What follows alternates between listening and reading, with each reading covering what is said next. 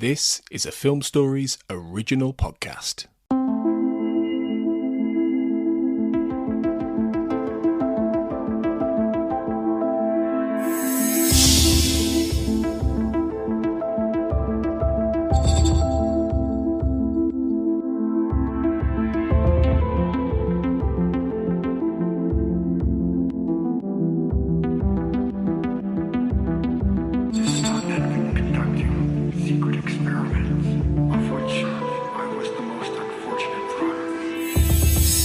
Welcome back everyone to the X-Cast. The truth is in here. I am your host Tony Black, and this time we're not looking at another episode of the X-Files. Our season 2 coverage will continue. We're heading racing towards Anasazi now, so we're very close. But I am really excited to take a little bit of a body swerve this week and talk about the comics universe, the X-Files continuing comics universe. And it's a real pleasure to have back on the show after his first appearance last year, Matthew Dow Smith, the writer and creator of the X-Files Origins. Welcome back, Matthew.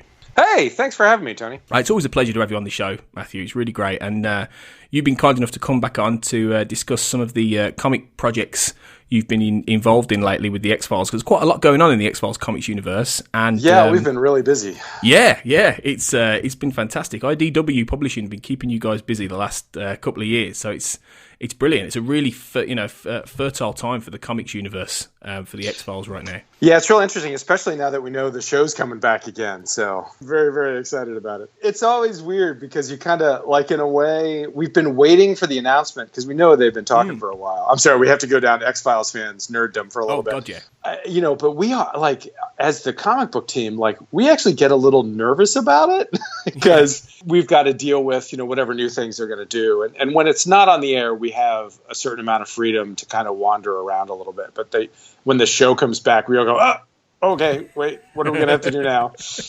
But yeah, I'm super excited. And, we've been waiting for it for a long time now. So while we're on the subject, what would you like to see from season 11 then? What kind of things are you hoping they'll do in this new season? I don't even bother. I don't even bother trying to. I mean, I'd love to see Doggett back. I don't think that's ever going to happen. But I mean, I've been rewatching a lot of the final season stuff, and I just, I love Doggett. He's such a great character. Yeah. And I would love to see him again. And, it's so, like, little stupid fan stuff like that. Like, I'd love to see Doggett. I'd love to see them do something with the new kids. Oh, Miller and Einstein. Yeah.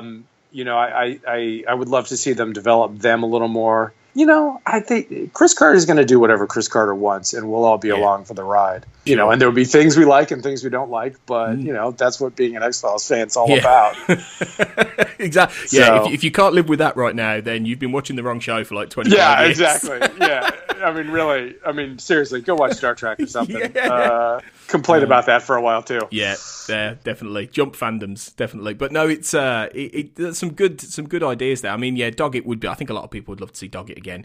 I'm not sure the relationship between Robert Patrick and the X-Files guys is as great as it once was. That's the hints you get on social media a little bit. Yeah, I think the public statement was that he just kind of had moved on. He was kind of done with the character, and if that's true, I certainly would understand that. He's off doing other stuff, and it would be like me kind of going back and doing one of my really early comic book characters again.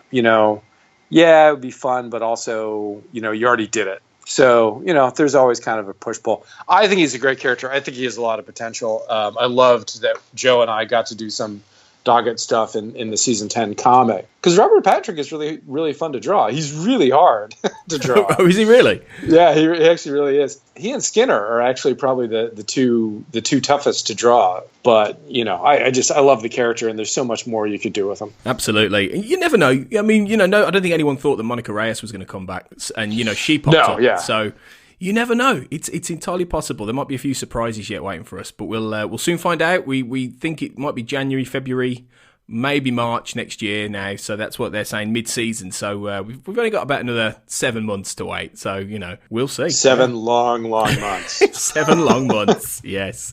But we'll get there. So while we're waiting for season 11, We have, in no small part, all these comics to tide us over in many respects. And obviously, the big one that we're here to talk about today is your sequel comic to the X-Files Origins. And obviously, you came on last autumn to talk about the X-Files Origins, which is your comic, yours and Jody Houser's and the team at IDW, about a young Mulder and Scully when they're in their teens.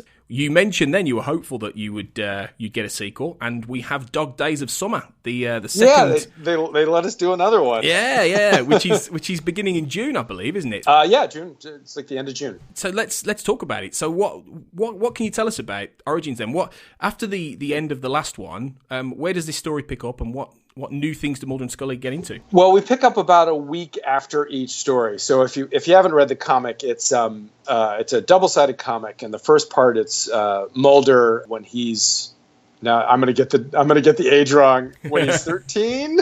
Yeah, I think it is. It's Mulder. It's Mulder on Martha's Vineyard with his family when he's 13, and the other side is Scully in San Diego when she's 13. So there's 4 years, I think, between the two events. So, but we pick up a week after each story from the first season and sort of begin to build a new mystery for them. You know, and it was kind of tricky because you want this to be a sort of standalone thing where someone can kind of just jump in on the first issue and know what's going on, but it also builds on what's happening in the first series. So it was kind of an interesting puzzle piece to kind of put together, but there's a bigger story I'm trying to tell, and Jody and Chris Fenoglio and Corin Howell, who are the artists, and Jody is my co-writer and handles the scripting on the Mulder side.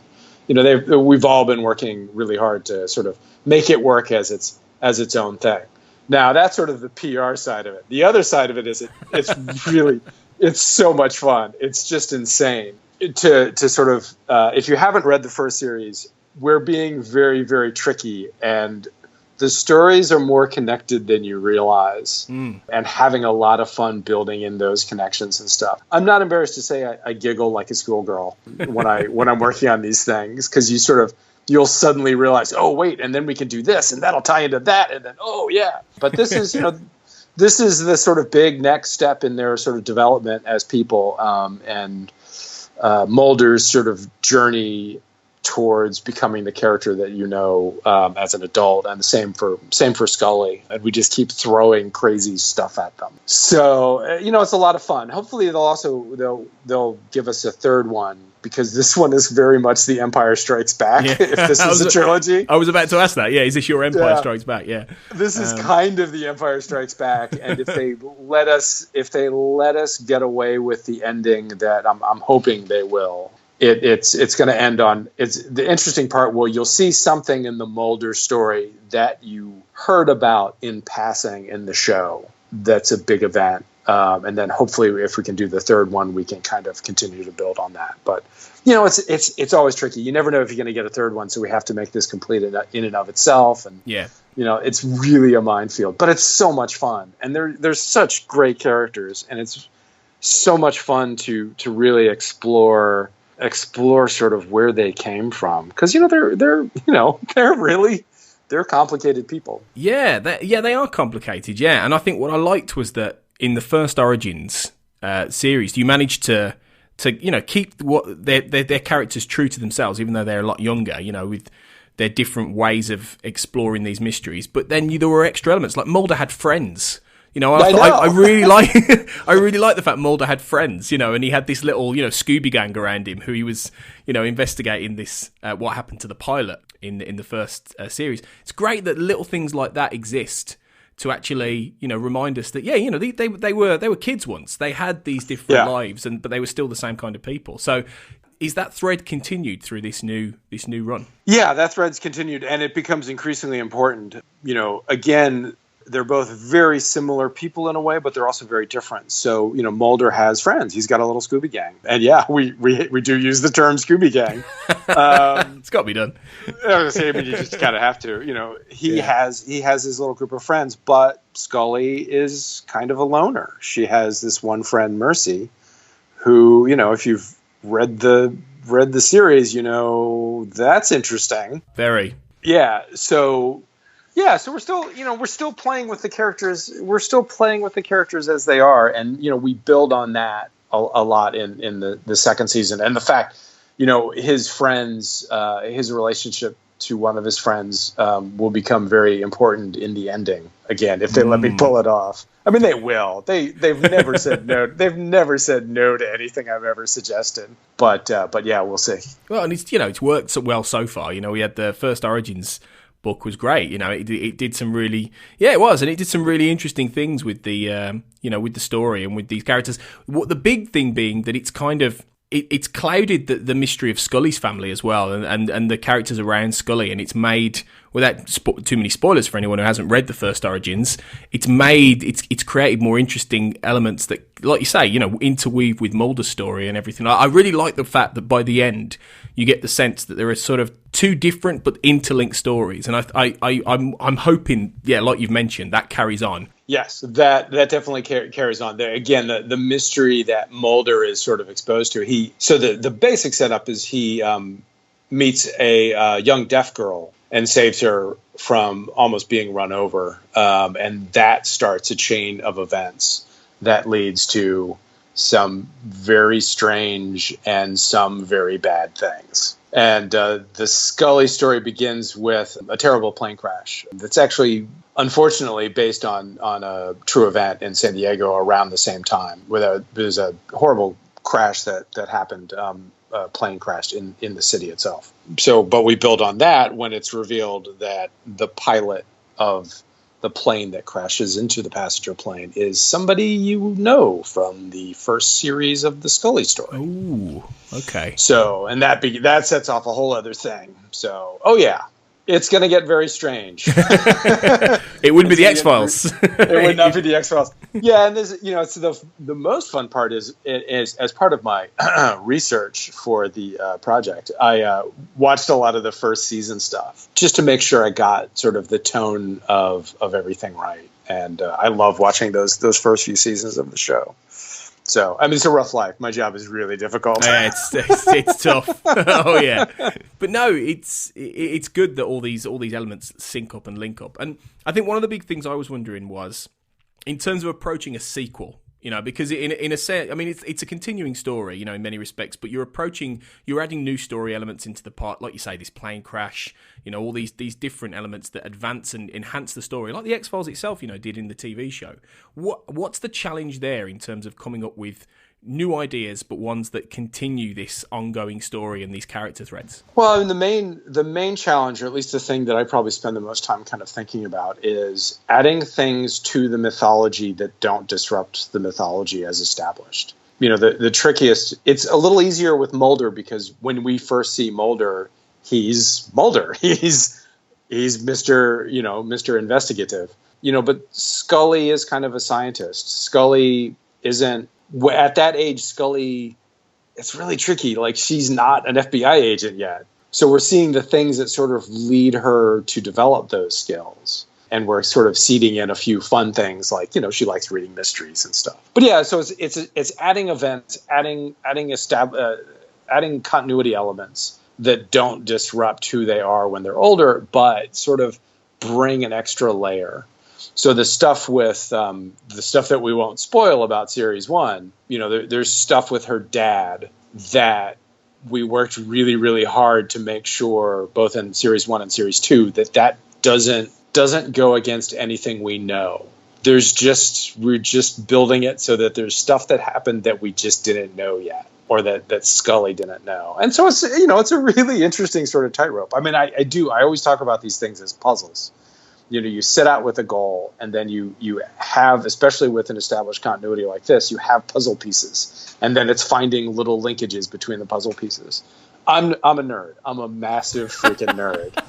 I love doing this sort of stuff. It's so much fun. Oh yeah, it would be. That's part of the beauty of something like the X-Files, is those continuity points and things like that.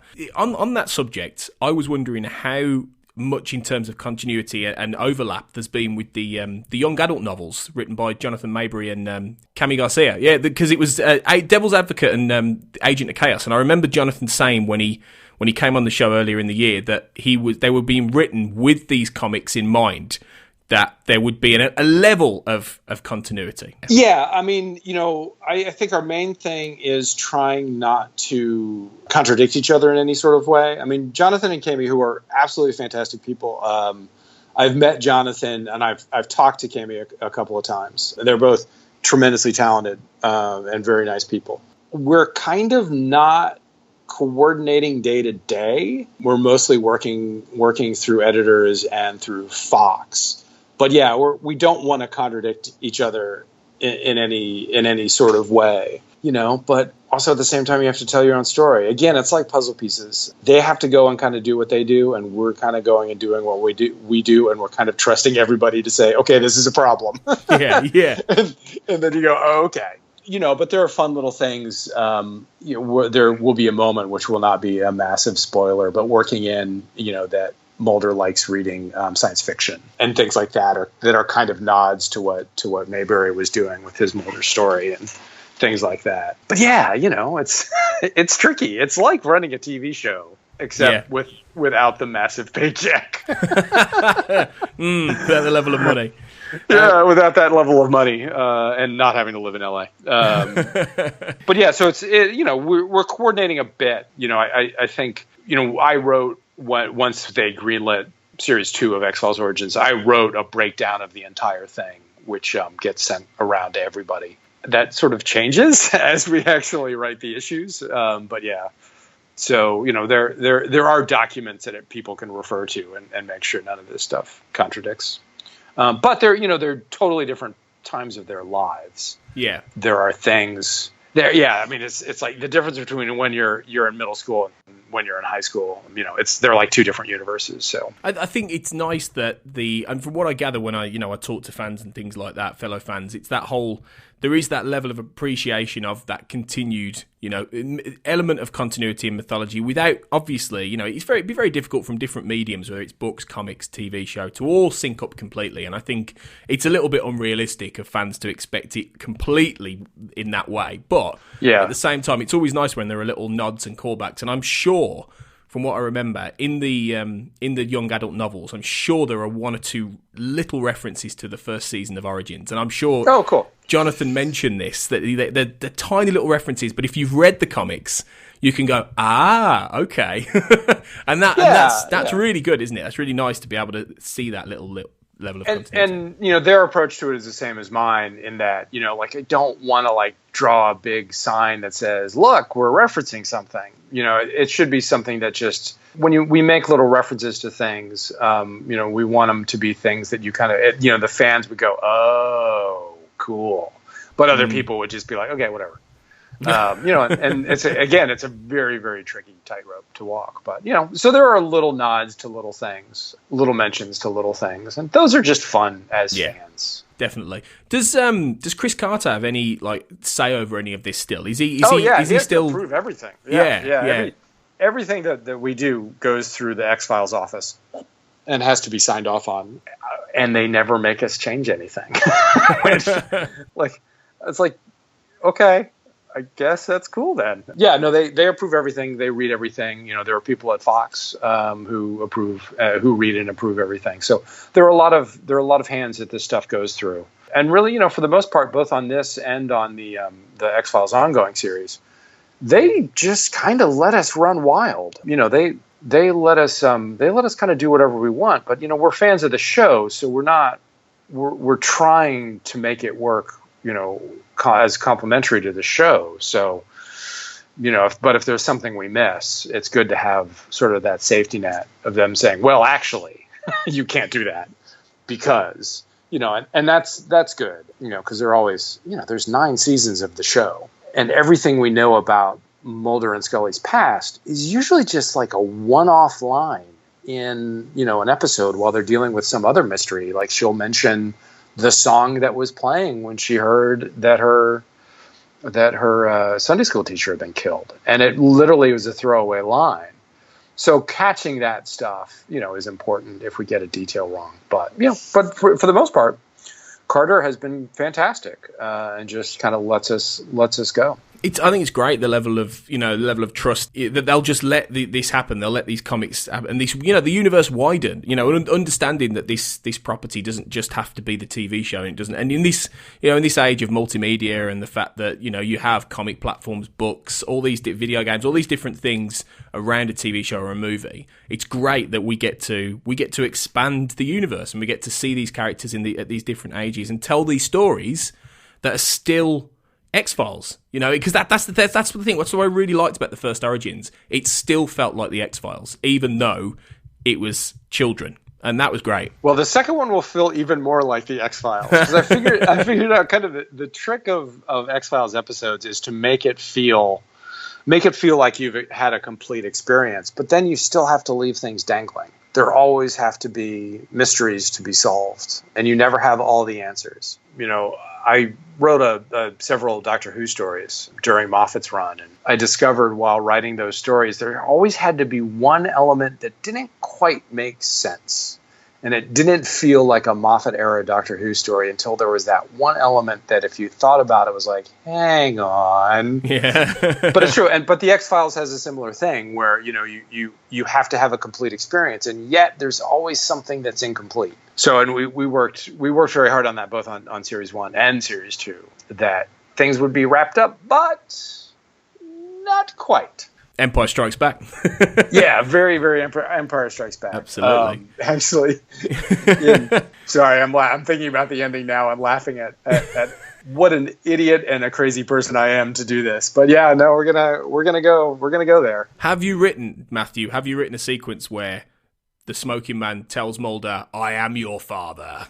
I mean, is that what you've done? Now that you mention it, give me 1 second. I got to write something down. Well, no, the funny thing is we actually researched.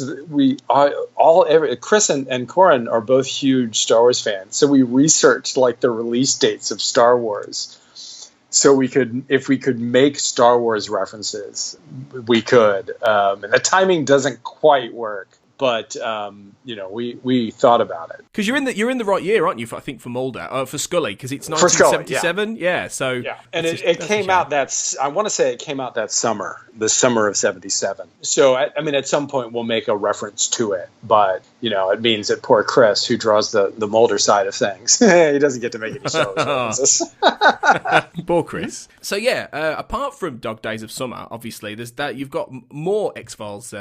Irons in the fire. We just had the really unique and original Funko Universe comic released, the one shot which you contributed a story, Escape to Space Mountain. Escape from Space Mountain. I apologise. Which I still can't believe they let me call it that. Was the film that was called Escape to Space? It's called Return to Space Mountain. Return to Space. That's it. Yeah. So. And I think there was a sequel, but I don't remember what the name. Escape from Space Mountain and Return. I can't remember now. Yeah. Well, whatever. They let me call it that. Yeah. But that was, I put in my review, that was, and I mean this, that was genuinely my favourite one, actually. Thanks. Four of them. They were all really good. They were all really fun. What was it like to be involved in that? Because that's a really interesting little one-shot. Well, it was bizarre. I was actually on vacation, and I got an email from Denton, who's basically like, all right, X-Files, Funko, what do you got? And it's like, I was at my parents' house. I'm like, and anytime they let me write anything, I jump on it. So I ran upstairs and just came up with 5 completely insane ideas. It was a lot of fun, actually, because I don't get to write comedy. My very first writing, as I used to in college, I created and kind of was the lead writer on a weekly sketch comedy show on radio. Oh, okay. So that was sort of the first real writing I did. So every week we were turning out like a 40-page script or something. And I grew up on Douglas Adams. I worshiped Douglas Adams as an unfortunately no longer living god. Mm. So I got to just go nuts and do something funny. So I came up with 5 ideas and sent them off. And then after sending them off, and they went to Fox, I realized, wait, all of these stories hinge on the fact that Mulder's an idiot. I've clearly discovered a theme, but it was a really interesting idea, and to be able to kind of just cut loose I mean, I think I said it. They did a little interview with us that went up on the IDW site where they basically were talking about, so what were the challenges of this kind of thing? And it was like, it wasn't a challenge. It was, you take the idea of the X-Files and try to boil it down to its basic essence. Yeah. And then think of the things that annoy you. Think of the things about the setup that are like, just kind of get on, like, the fact that I think Mulder's kind of an idiot. I think Mulder just sort of bumbles into stuff that he doesn't understand and gets himself in trouble. And then that gets everybody around him in more trouble and often puts their lives in danger. So I basically did a story where Mulder just blunders into something. But you see that, but that's what I liked about these, because I think I put this in my review. It reminded me of the comedy episodes of the X-Files, because that's exactly what happened. In those, Mulder would act like an idiot, or he would blunder into something, or he would just get involved and he'd end up just looking like a fool. So it fitted, I think, the Funko one shot fitted really well into that, and it felt like that in a comic form to me. Well, good. I mean, because that's kind of what I was going for, was to do just like take Mulder and just take him to the extreme, the way they do in the comedy episodes, where they, I mean, it's funny because the comedy, Mulder is Mulder, and yet usually they'll sort of push one element of his personality forward a little bit more. So that's exactly what I did. And I get to have an alien called Mulder an idiot.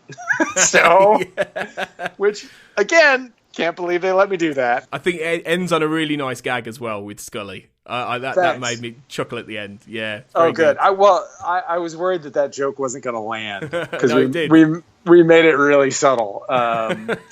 So no, I mean, that really, I would do more of those in a heartbeat, because they really were a lot of fun. And they got to bring a bunch of people in and just kind of, again, let us run wild. I love Den's story. The Bigfoot story. Yeah. It's only like 4 pages, but it's like a perfect, tight little story. So it's really, I mean, again, as the guy who enjoys these kind of puzzles, they're interesting challenges, but they're so much fun. Yeah. And I got to make fun of comic book sound effects, which always drive me crazy. I think for the fact that, Funko in the X-Files isn't necessarily a fit you would imagine perfectly. I think from what it is, it works really well, and I think it's for fun little stories that try different things. Yeah, it's really worth checking out, guys. It really is worth checking out. It's a lot of fun. Oh, thanks. It's a lot of Funko. I apologise. Oh, that's terrible. Yeah, dude, you're really. I am known for my bad puns. I'm the idiot. This is a new low point for you. I mean, the funny thing with the Funko stuff is you can kind of do it with any character.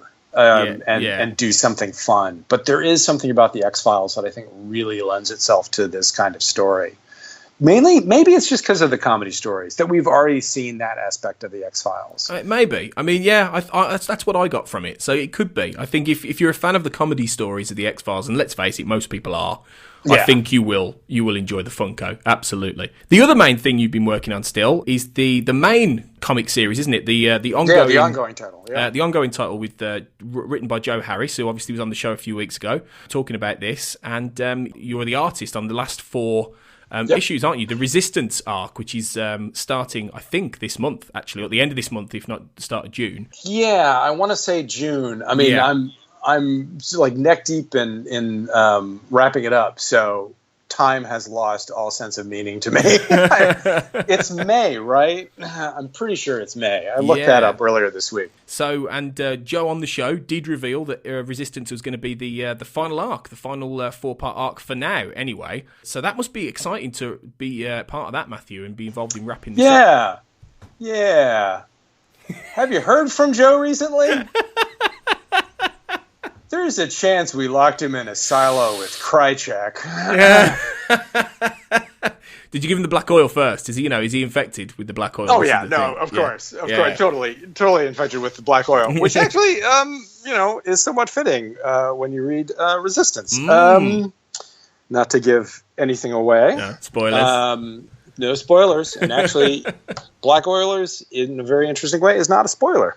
Yes, I'm working on a 4-part. I'm returning as the regular artist for a special 4-part story called Resistance, written by Joe Harris and colored, as always, by my fantastic cohort, Jordi Belair. So yeah, it's a fun story. I mean, I think it's probably it's Joe unleashed in a lot of ways, and bringing together a lot of ideas that he's been building up for his entire run on the X-Files. So it's fun, and we explain a few mysteries, and we reveal a few really cool things, including a pretty big tie to not just the show but to the movie, the first movie, Fight the Future, which involved me drawing cornfields, which might be a spoiler. I hate drawing cornfields.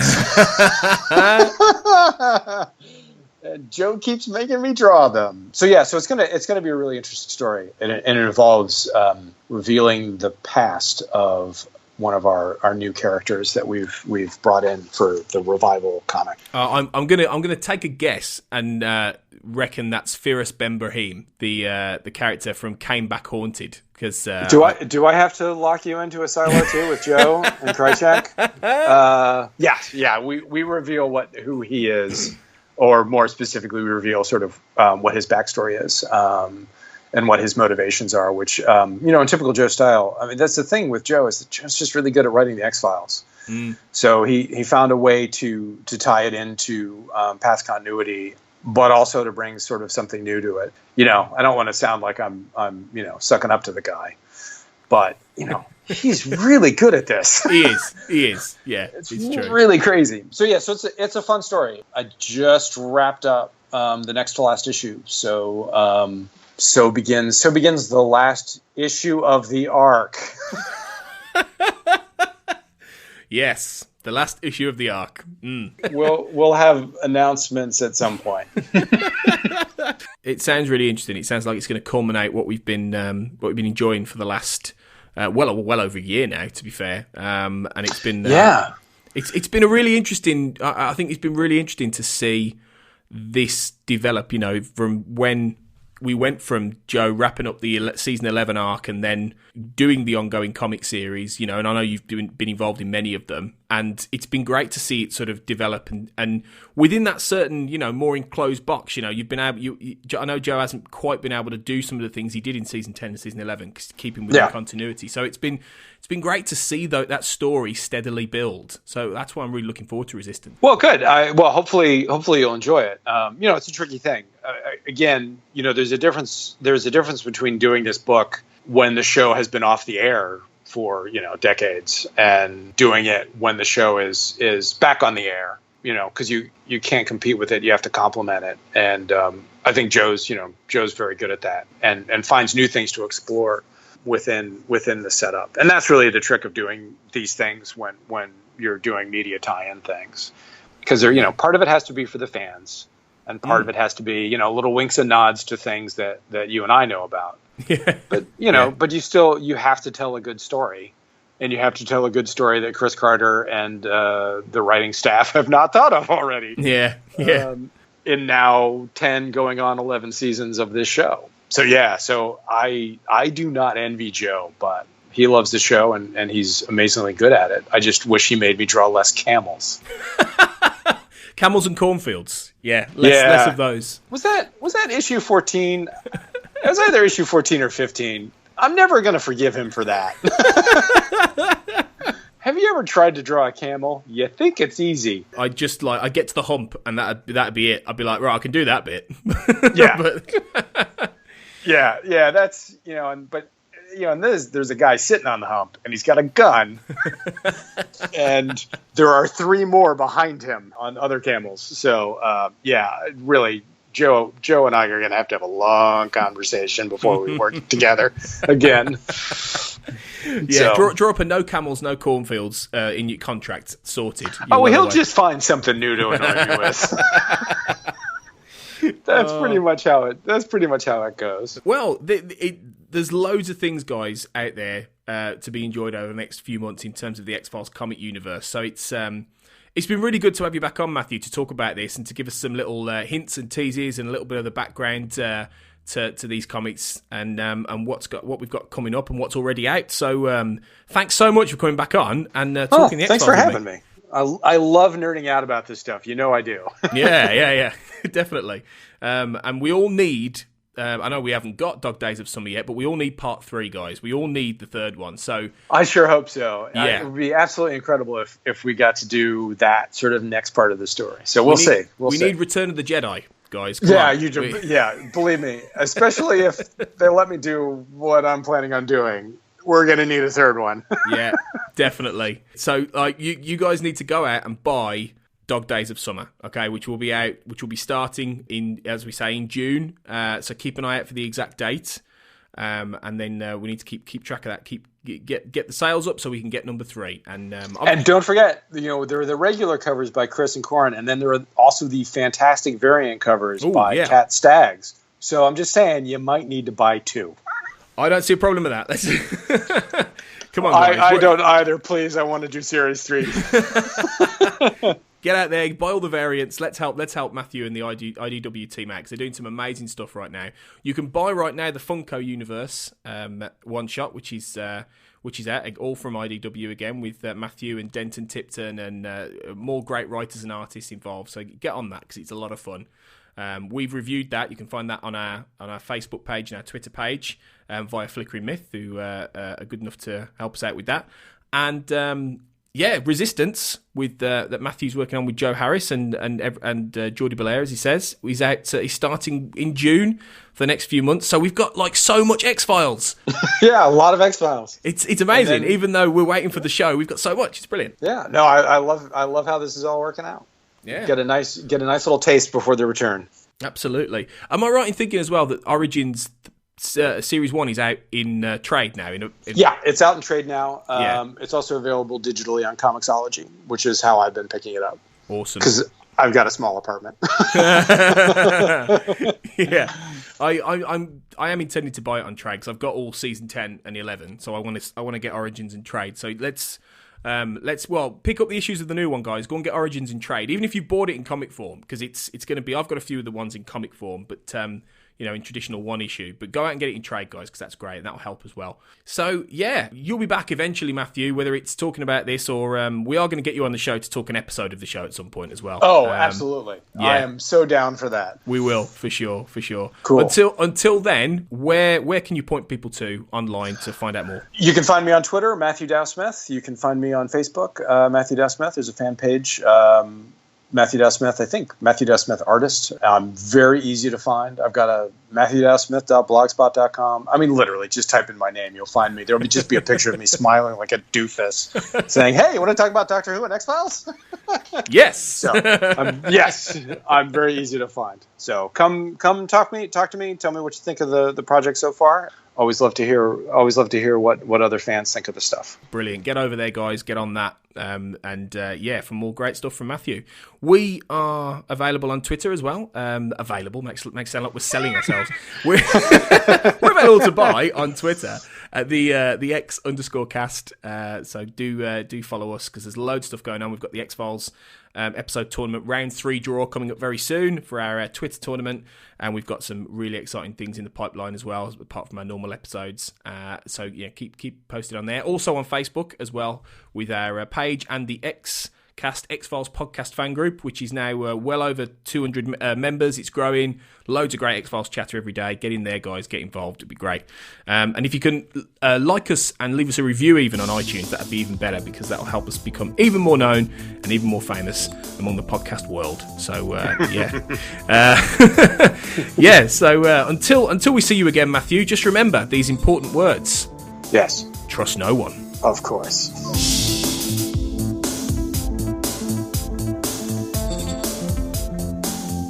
The X-Cast is produced and presented by Tony Black, part of the Black Hole Media podcast network.